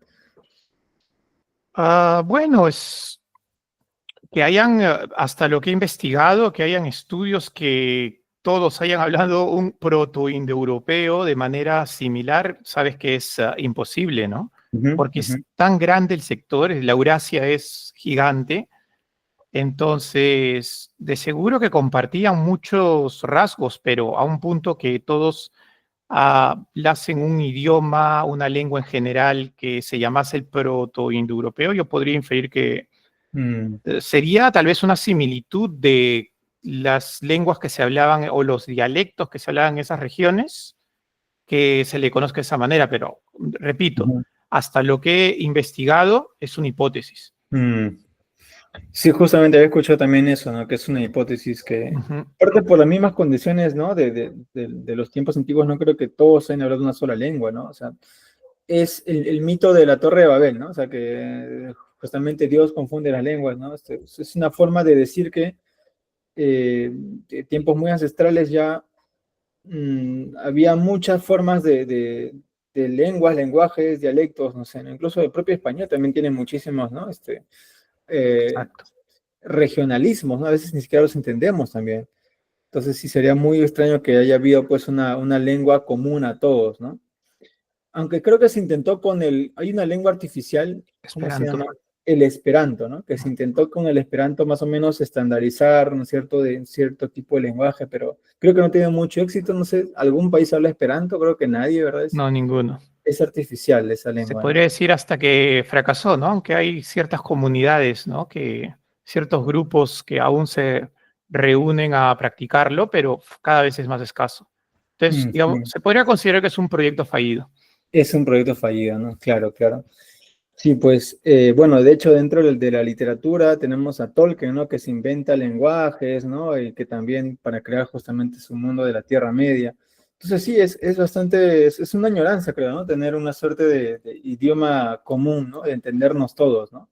La Bueno, lengua es franca. la lengua franca, ¿no? Y es cierto también que en ciertos momentos de la historia ha habido lenguas francas, ahora es el inglés, ¿no?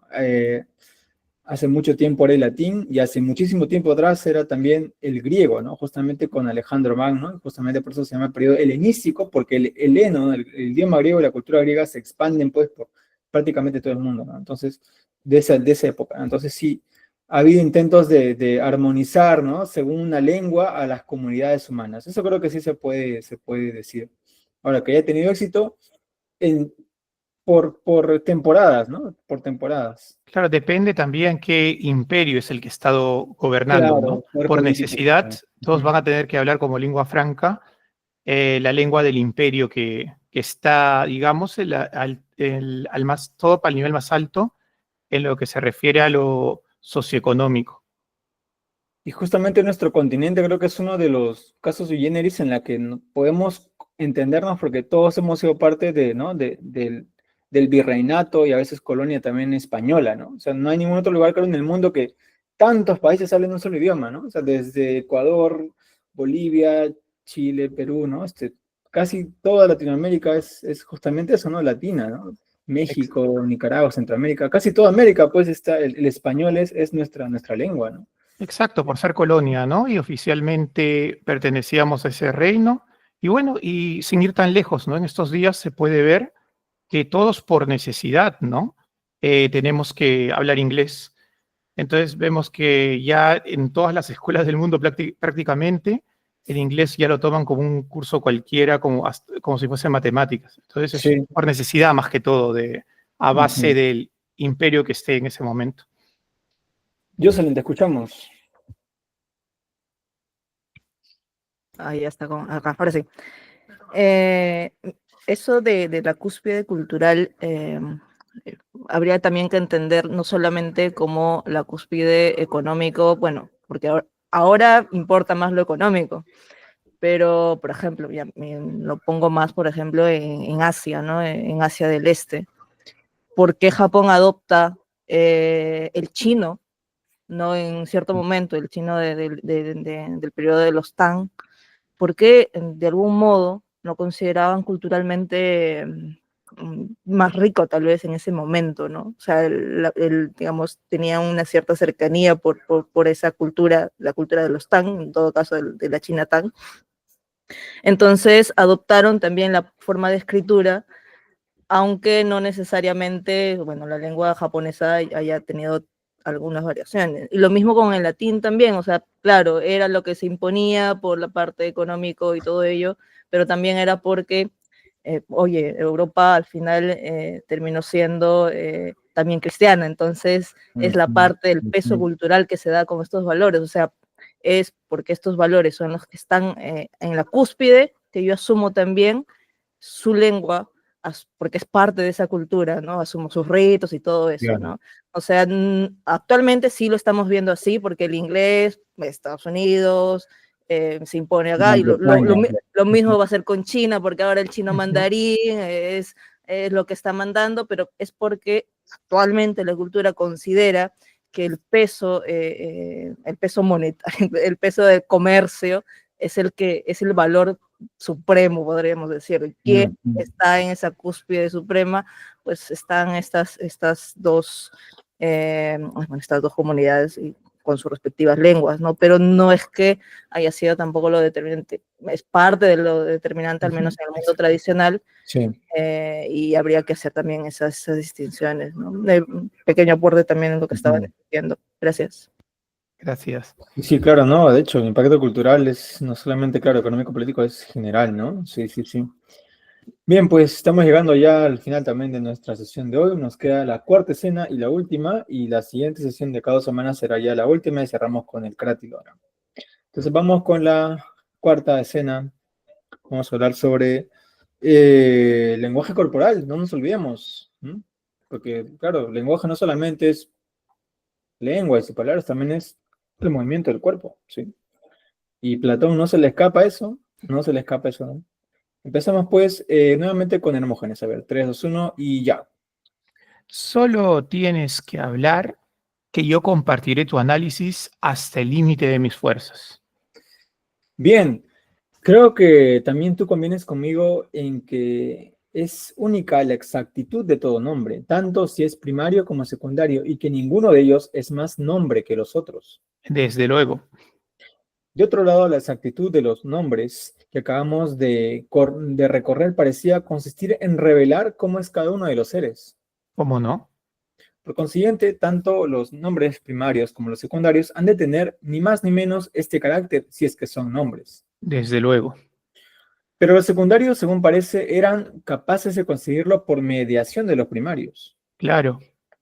Bien, entonces los primarios, detrás de los cuales no hay ningún otro en absoluto, ¿de qué manera nos revelarán lo mejor posible a los seres si es que han de ser nombres? Contéstame a esto. Si no tuviéramos voz ni lengua y nos quisiéramos manifestar recíprocamente las cosas, ¿acaso no intentaríamos, como ahora los sordos, manifestarlas con las manos, la cabeza y el resto del cuerpo?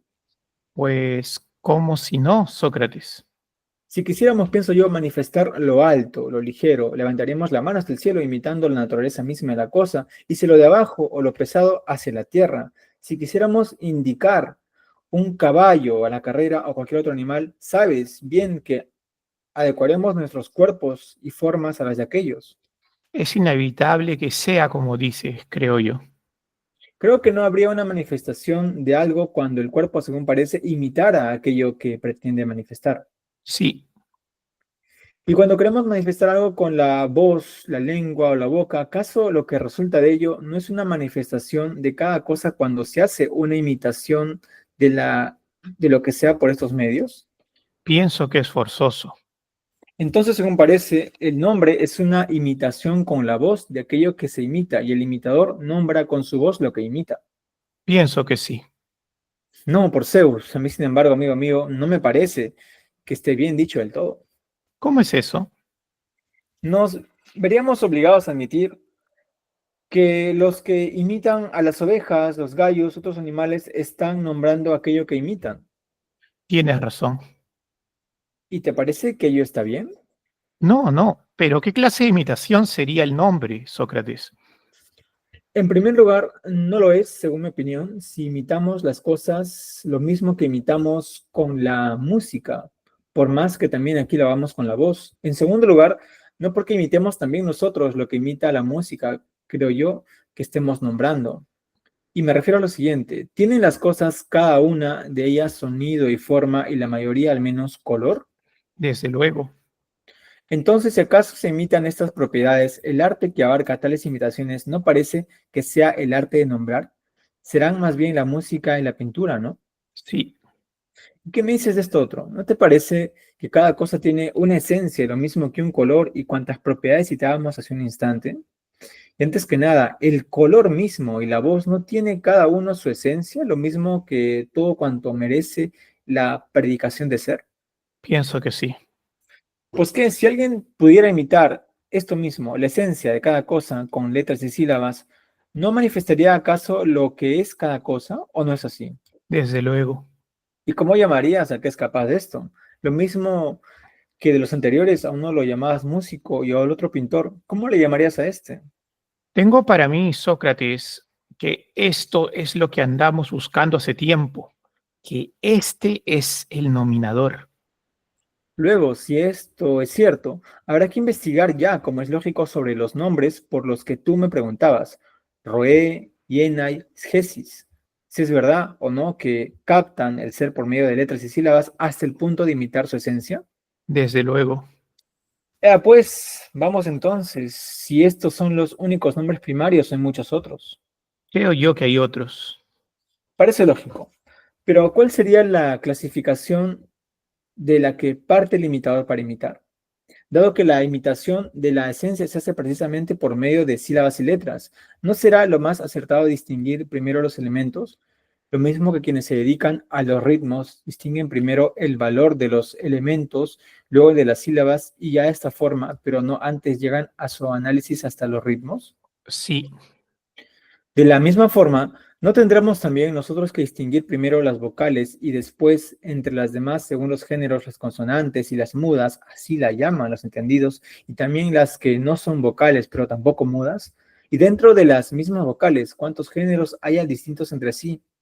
Y cuando hayamos distinguido bien todos los seres a los que hay que imponer nombres, ver si existe algo a lo que todos se retrotraen, lo mismo que elementos primarios, a partir de los cuales sea posible contemplarlos y ver si hay en ellos géneros de la misma manera que en los elementos.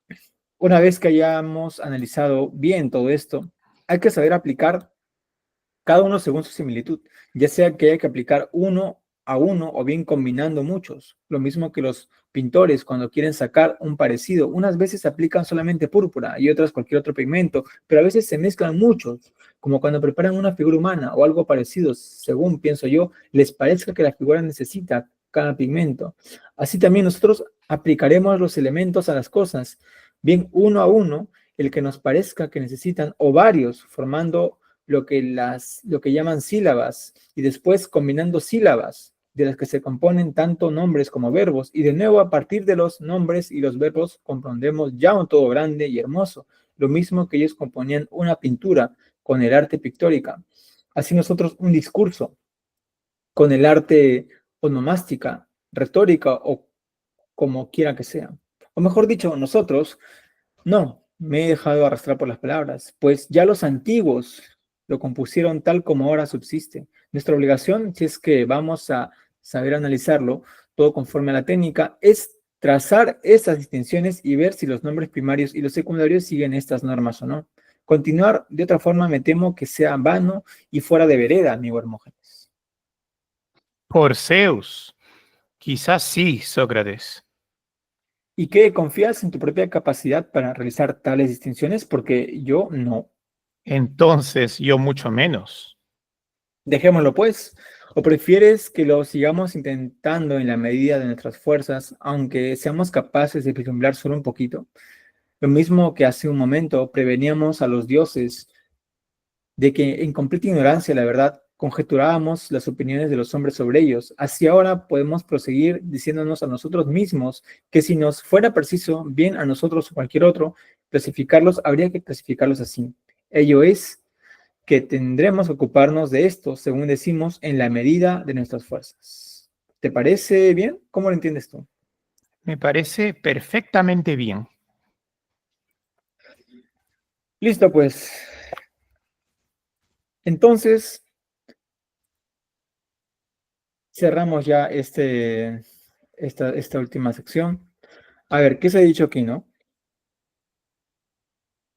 Se habló del lenguaje corporal, ¿no? Dijo que, ¿y cómo haríamos si es que no tenemos voz ni lengua? Bueno, tendríamos que imitar. De hecho, más se ha hablado de la imitación, ¿no? La imitación. Imitación ya sea con el cuerpo, ya sea con las sílabas, ya sea con las letras, pero la imitación, la mímesis de las propiedades, ¿no? O sea, eso también se toma en cuenta para justamente llegar a la exactitud y cómo se han puesto los nombres, ¿no? El imitar, ¿no? Justamente es una de las propuestas que se tiene también tanto en Platón como en Aristóteles, el tema de la mímesis, ¿no? Que el arte imita a la naturaleza, recuerden, ¿no? La mímesis, ¿no? En este caso también el nominador lo que hace cuando pone nombres a las cosas es imita las esencias y las pone de alguna forma, ¿no? Y acá pone ejemplos con la música y con la pintura también, ¿no? Dice, claro, los músicos y los que pintan, los pintores también lo que hacen es, ¿no? Para imitar justamente esta naturaleza, utilizan diferentes técnicas, ¿no? Igualito también tiene que hacer el nominador, ¿no? Así como el pintor a veces combina colores, el imitador también tiene que combinar sílabas, tiene que combinar letras, para que justamente dé al nombre que tiene una cosa de forma natural. Ya, ahora lo que queda, lo que resta es justamente ver cómo es que esto ocurre, ¿no? Y ahí Sócrates dice, no creo tener yo la capacidad para hacer estas distinciones, ¿no? Y Hermógenes dice, yo tampoco, pero bueno, al final, entonces, ¿qué hacemos? ¿Nos vamos? No, vamos a investigar dentro de la medida de lo posible cómo es que esto se genera, ¿sí? Y ahí se queda el diálogo ahorita en suspenso, ¿no? Ya posteriormente termina de hablar con Hermógenes y al fin entra Crátilo también a dar su propia opinión, ¿sí? Entonces estamos viendo, pues, ya llegando al último análisis de la lengua, ¿no? Que justamente es imitación de la esencia. Eh, bueno, en fin, no sé, ¿qué te pareció esta última sección, Ángel? Eh, Pues muy, muy interesante, la verdad. Y nos quedamos con esta intriga, ¿no? ¿A qué ajá. conclusión llegarán ellos dos, ¿no? Sí, sí, sí. Y acá déjenme compartir también algo de Guthrie, que es un autor también que comenta este diálogo. Y él, ¿no? Tomando estas premisas de que uno imita, pone ejemplos del inglés, ¿no? Esto es súper interesante, miren, es una pequeña leída nada más. Dice lo siguiente, ¿no? Dice, en principio, las letras imitan las nociones básicas mediante el movimiento o forma de la boca y la lengua al pronunciarlas. Ya, miren todos estos ejemplos. Así, la vibración rápida de la lengua en la R sugiere movimiento. Así, corriente en river, también run, rush, tremble. Y acciones violentas como strike, crash, break, ¿sí? Mira, la R, movimiento, entonces todas estas palabras tienen que ver con el movimiento, ¿no? De las letras veladas, la F, la S y la Z, derivan palabras aéreas, como zephyr, puff, sizzle, y así sucesivamente. La D y la T comprimen y sostienen la lengua, de aquí las palabras como stop, blind, stand, ¿no? Y con la L la lengua se resbala o escurre, de ahí palabras como level, sleek, mientras que la G detiene su movimiento, de modo que la combinación indica viscosidad, glue, ¿no? La A y la E son letras grandes, de aquí large, ¿no? Length, y por supuesto la O se aplica para la redondez, ¿no? Como en orb y ovum, ¿no? De griego on huevo, ¿sí? Entonces miren cómo es que, ¿no? Dentro del inglés, al menos Guthrie, ¿no? Que es justamente el profesor de esta lengua materna, él encuentra también, ¿no? Que justamente los movimientos que se hacen de la lengua, ¿no? Imitan, mejor dicho, dan forma a estas palabras que imitan este movimiento, ¿no? Sí, la R, la D, la T, ¿no? Y seguramente en español también tenemos palabras así, ¿no? Que Claro, pero el inglés justamente, es un idioma muy, muy, muy onomatopéyico. claro, justamente iba a decir esa palabra, ¿no? Cosas onomatopéicas, ¿no? Por ejemplo, ¿no? El ladrido del perro, por ejemplo, ¿no? En cada idioma el perro dice algo distinto, ¿no? Pues, Park. park o es otra cosa, ¿no? O cómo hace la oveja, ¿no? Por unos dice mu, por otros dice me. Es bien interesante cómo es que nuestros oídos mismos, ¿no? Según nuestro idioma, condicionan ciertas expresiones de los animales mismos también, ¿no? Sí, de esto hay un montón, de las onomatopeyas hay un montón, hay incluso palabras que son onomatopéyicas, ¿no? El pi, por ejemplo, ¿no? El pi de la abeja y todo lo demás. Sí, Jocelyn, escuchamos. Sí, o sea, nuevamente igual donde esté Platón en el mundo, en su mundo, Ya. saludar, o sea, cómo es que se expresa en esta parte, porque en efecto, o sea, creo que tanto para los que han estudiado el tema del lenguaje como Ángel, nosotros mismos, el tema del lenguaje, la imitación es definitivamente algo fundamental, ¿no?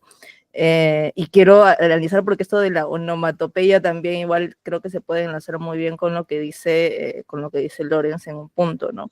Primero, déjeme leer un cachito de lo que dice sobre la imitación, ¿no? Ujú. Imitar los movimientos es una facultad que solamente podemos caracterizar como cognoscitiva en un sentido muy amplio. Por lo pronto, es premisa del pensamiento abstracto, ya que resulta indispensable para la integración de las funciones citadas citadas anteriormente, eh, claro, citadas como la tradición, por ejemplo, cuyo tema abordaremos en otro momento. Su origen filogenético se debió con toda probabilidad al juego y comportamiento inquisitivo de animales sociales con duraderos nexos familiares. O sea, la importancia del tema social en la imitación es algo fundamental, ¿no? Por su parte, la imitación tiene como premisa las funciones entretejidas inseparablemente de los movimientos arbitrarios y sus controles propioceptivos y estereoceptivos. Es muy más específico, ¿no? La imitación es a su vez condición primordial para el estudio del lenguaje humano y por ende intermediaria al servicio de innumerables facultades específicamente humanas, ¿no? ¿Por qué ha llegado a ser la boca un órgano fundamental de ese sistema de señales? He aquí una pregunta que se presta a las especulaciones. O sea, igual hay muchas, digamos, teorías que se pueden plantear a eso. Como ya sabemos, los labios y la lengua fueron ya entre nuestros antecesores unos órganos singularmente capacitados para los sutiles movimientos arbitrarios y por consiguiente para aportar referencias sobremanera informativas. Al propio tiempo, su motorium, con el de la laringe, participa muy considerablemente en la articulación de ruidos y la expresión mediante el gesto. El rostro y aún más la boca son en todo intercambio social de nuestros parientes zoológicos próximos y lejanos, objeto de máxima atención para todos los participantes y por lo tanto están predestinados a ser distribuidores de señales. Por el contrario, el proceso genuino de la imitación es enigmático. O sea, podemos decir muchas cosas de cómo funciona, pero del proceso genuino de cómo se origina, qué cosa nos motiva para ello, sigue siendo enigmático, tanto por cuanto se refiere a sus orígenes fisiológicos como a su distribución en el reino animal. Para ser exactos, la capacidad de imitación se encuentra solamente, exceptuando la del hombre, en algunos pájaros, sobre todo las aves canoras y los papagayos, y además con grandes limitaciones en materia fonética, pero la capacidad imitativa por ejemplo, de los monos se ha hecho sin duda proverbial, ¿no? Digamos que esta es el enigma y la rareza del tema de la imitación. Ahora, la imitación, bueno, yo no voy a leer más porque igual tiene todo un capítulo, por ejemplo, Lorenz, dedicado a la imitación, que, repito, tiene que ver mucho también con estos lazos sociales, con el tema también de explorar inclusive el mundo a través del lenguaje. Y lo que me agrada bastante es esta mención al tema de las aves, ¿no? Dentro del mundo, y justamente la parte onomatopéyica, que hay muchos estudios de ornitólogos en esta imitación, tienen cadencias, y ahí podemos inclusive meter el tema de la música, ¿no? Hay cadencias que pueden repetir y suelen tener gusto por repetir inclusive. No se sabe por qué, no lo hacen por funciones biológicas, no, con este sonido no va a conseguir pareja, no va a hacer esto, no se puede, pero les gusta repetir ese tipo de cadencias sonoras, ¿no? Y hay lenguas también muy sonoras, el chino mismo, que si bien es complicado en la escritura, en algunas cosas, tiene mucho de tener oído, porque tienen el típico poema del chino. Sí, sí, sí, sí. Entonces, tú tienes que saber de algún modo hasta cantar, ¿no? El cantar el lenguaje. Y eso también lo haces como juego de imitación. ¿Cómo es que aprendes a hablar? Realmente no aprendes sabiendo que esta palabra significa tal cosa, sino lo haces por imitación.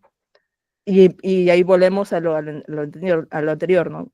¿A quién imitas primero? Pues vas a imitar a los padres, en la familia y todo eso, ¿no? O sea, por eso la exposición que hace acá Platón nuevamente se saluda desde donde esté, que es pero que muy rica, en esta exposición que parece, podríamos decir, bueno, es que hay muchas cosas que no hay que creerlos, pero que hay cosas que dice también, que cuadran, inclusive hasta hoy en día, que es de saludar, o sea, es un culmen de referencias, obviamente no solamente de él ha nacido, que él fácil ha tomado referencia tanto de los medios, qué sé yo, pero que lo diga así tan claro, o sea, se saluda siempre lo de Platón. O sea, Platón sigue siendo el genio que es, y eso creo que no se le quita, por más que después te arme todo una ilusión. Sí, sí, sí. Se mantiene la tesis de que notas al pie, ¿no? Hay notas al pie de Platón. que ha dejado y que justamente la cultura nuestra está que las vuelva a descubrir, ¿no? Porque claro, todo esto de aquí, como tú dices, se ha actualizado con estudios etológicos, ¿no? Claro, antes los antiguos, como también conversamos ayer, ¿no? Tenían una visión bastante integral de la realidad también, ¿no? Entonces también esa mirada también les ha servido para justamente encontrar esas relaciones que hay, ¿no? Y claro, la limitación, pues, es un tema filosófico también de gran relevancia y también ahora nos damos cuenta que también para los estudios de la propia naturaleza misma de los seres también, ¿no? Y el lenguaje no se escapa de eso, pues. Listo, amigos. Creo que sería entonces todo por hoy. Si no hay ningún comentario más, estamos casi 2 horas por aquí. Y nos encontraríamos entonces en unas 2 semanas más para terminar con el capítulo y comenzar con nuevos diálogos que ya empezamos con los diálogos que son ya así de madurez, ¿no? Entonces voy a dejar de grabar ahora. No, Y no se luego... vayan. Max, no te vayas, Max. Y Sí, no, claro, claro. Voy a cerrar con ustedes, la Natalie, sobre Sí, una sí, cosa de la universidad. Ok, vamos a detener la grabación y nos quedamos un ratito más por aquí.